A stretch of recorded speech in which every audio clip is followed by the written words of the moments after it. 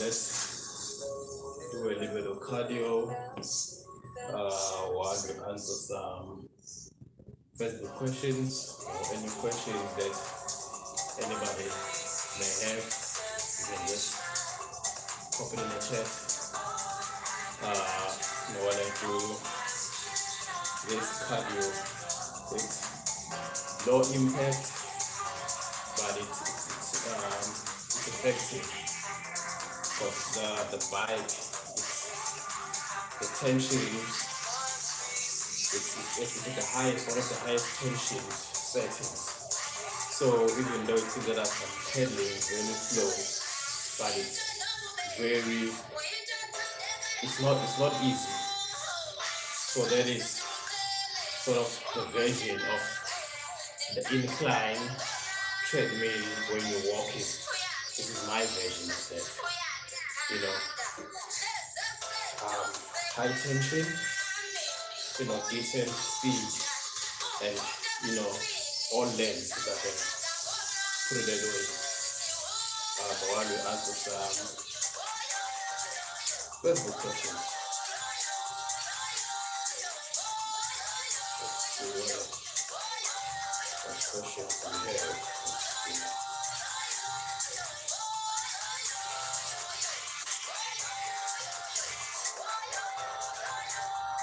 Let's see. Facebook questions. Let's see. If you got any questions.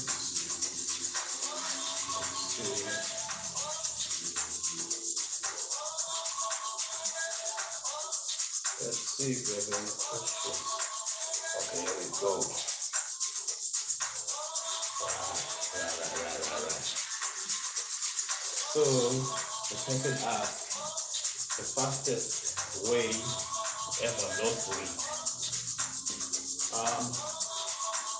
For me, this question it's a combination of a couple of things that I saw when I put them together. Then I lost weight,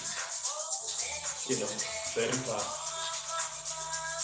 Cutting the carbs, that's the one. You cut the carbs. You still have your fruit and your veggies, but you cut the carbs. Meaning now that there's no rice, there's no bread. You also cut the sugar, no pasta. You just have your fruit, your protein. One of the things that when you cut the carbs, that helps you to stay full, it ends. So you can cut the carbs and then protein, your chicken, your eggs, your fruit and vegetables be very high.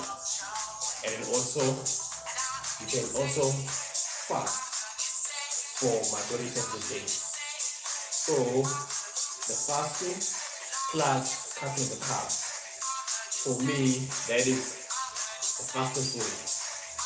I lost weight.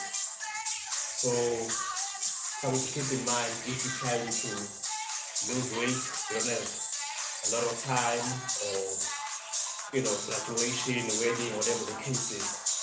Try to cut the carbs, cut the sugar, and then increase the protein, the fruits and veggies, and the good fat, and also you fast for majority of the day. Majority of the day is that you can fast from the time you have your supper until after lunch, or maybe even close to dinner. That is doable. The trick is during the day you can still have your black coffee, which has 0 calories, and then that will also help you to control your hunger, control your craving. Obviously, having your water, and also you can also have green tea during the day. You can also have water with a little bit of sea salt for the electrolytes. Those 3 beverages, they will make sure that your hunger is under control. So that with low carbs, you first lose water weight and then now get to the real weight. So that would be my recommendation if ever somebody was pressed for time and then you want to lose weight. Cut the carbs, cut the sugar, maybe a little bit of cardio or go for a walk, but also fast for majority of the day while you're drinking, black coffee, no sugar, your green tea, nothing added, your water, a little bit of sea salt, just for the electrolytes, and then you definitely get the result. Thank you to those who are watching. You can just let me know on the chat where you're watching from. And if you can, I'd appreciate if you subscribe. Let's move on to the next question from Facebook. Let's see what we have from Facebook. The person wrote, is it common to lose strength while your body is going through recomposition? It's definitely possible if, for example, I think everyone has seen, the strong men or the power lifters, they're very big and then they can move a lot of weight, meaning now that fat that they carry, it helps them to push the heavier weight, compared to, bodybuilders who are very lean. You cannot really push a lot of, you can do it, but not as much as, a strong man or a powerlifter at their peak. So if you're losing weight from being overweight, meaning now that weight that you are carrying, it was assisting with strength. So now you're moving from weighing maybe 100 kilograms to about 80 kilograms, meaning now that you definitely will lose some weight and you will lose strength because the fat was also assisting in pushing the weight, or it was part of the body. So when you're losing weight, possibly you will lose some strength. The trick is how to combat that. A suggestion is that creatine monohydrate every day. Don't skip a day. That will definitely help you your strength, to keep your strength at a somewhat steady strength. Meaning it's not gonna drop, it's not gonna dramatically be more, but creatine monohydrate to make sure that the strength is steady, and then you can slowly improve it by just adding a little bit of weight from your previous week's lift to just add more. So in conclusion to this question, when you're losing weight, it's most likely also going to lose strength. If you're very big, now you're very tiny, because the body will be going through changes. So if your arm was this big because of fat, and then that fat definitely assisted with the strength. So that when you're losing that, you're definitely going to lose a little of strength. Add creatine monohydrate to combat the strength loss. Let's see other question that we have.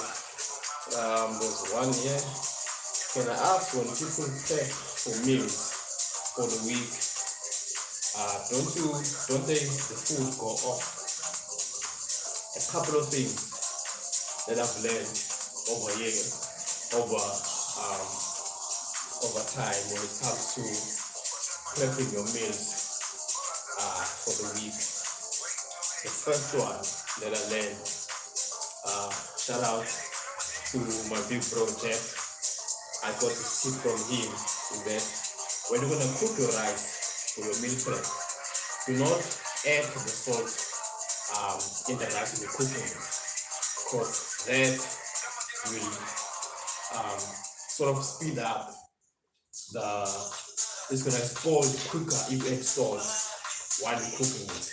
So that is the first thing. When you cook the rice, don't add the salt while you're cooking it. And then rice that is unsalted, it lasts longer. But even with that, you need to be careful that you don't push it for 7 days. You make rice on Monday and everything's still gonna be good on Saturday or Sunday.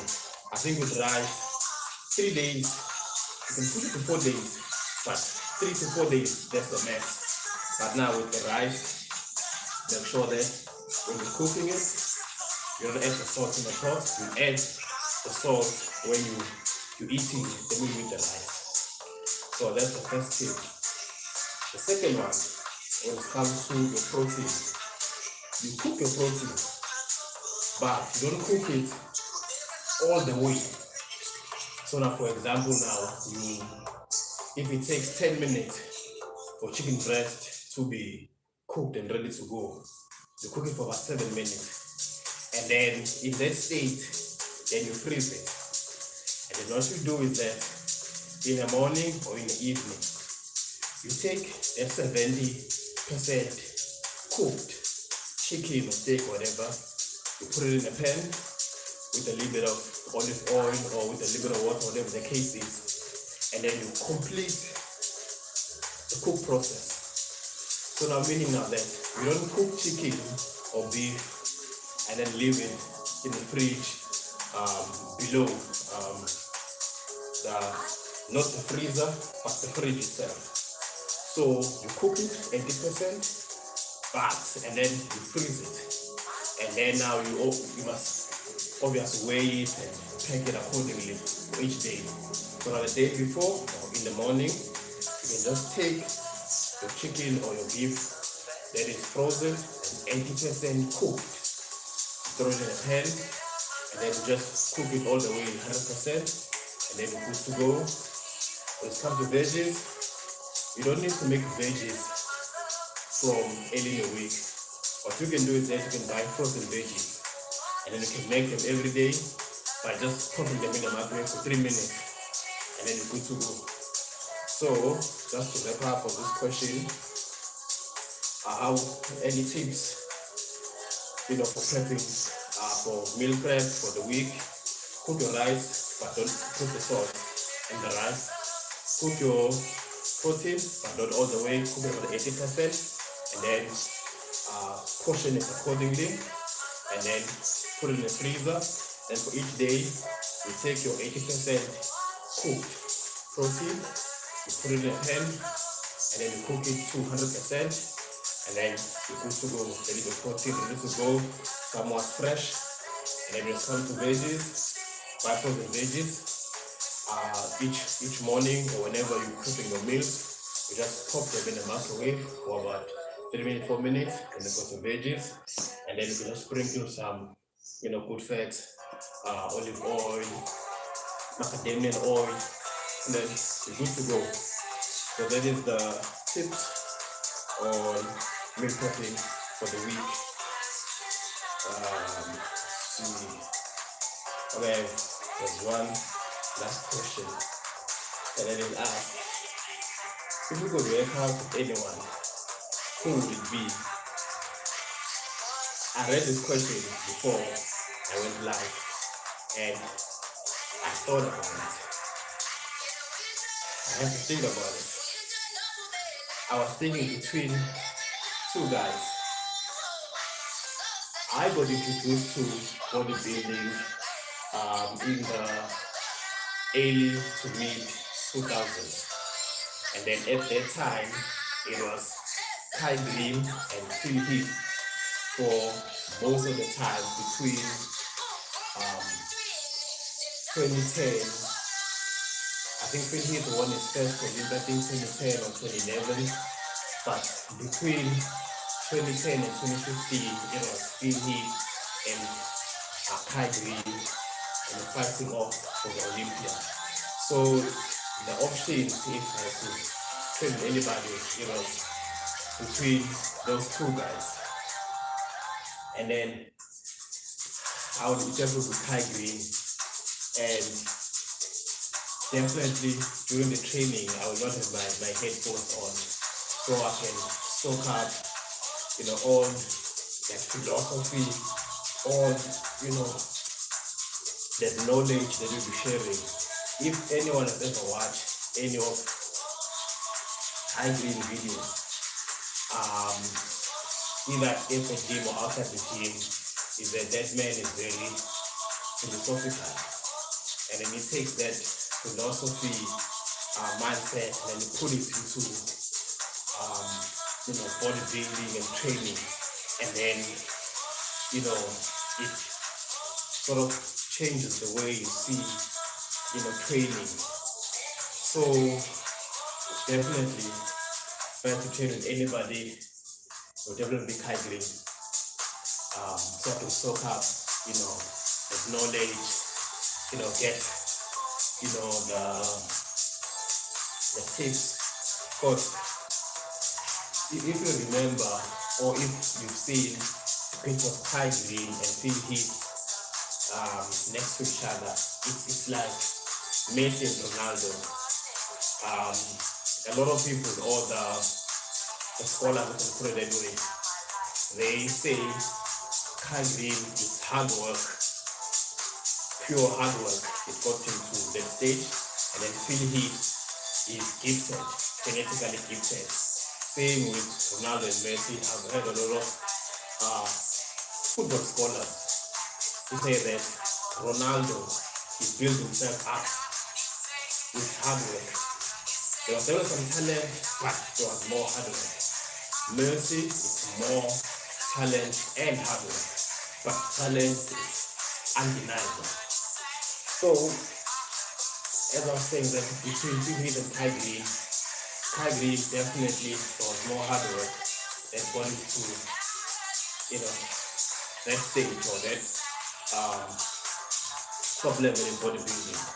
So, with that and, his upbringing, I think I would enjoy the training more, because it will be more, it will be a little bit of both. Training and also training the muscles and also training your mind, because that man is very philosophical. Definitely, Phil Heath also has his ideas and everything, but when it comes to being philosophical, between the two, Ty Green has put himself out more, being more philosophical than Phil Heath. Maybe Phil Heath is also philosophical, but I haven't watched anything where he really shows that side of him. So that would be the answer to the question. If I had to train with anybody, who would it be? It would definitely be Ty Green, so I can soak up all the knowledge and also get tap into also in his philosophical mind. So that is that. I think that's all the questions that I have for today. Thank you so much for watching. If you're watching for the first time, hi, hello, good to have you. If you can kindly subscribe. It really means a lot to me. If you're listening, subscriber, as my good friend Latisha says, thank you for coming back. We thank you. I think that is all for today. Thank you so much. Hopefully everyone is having a good one.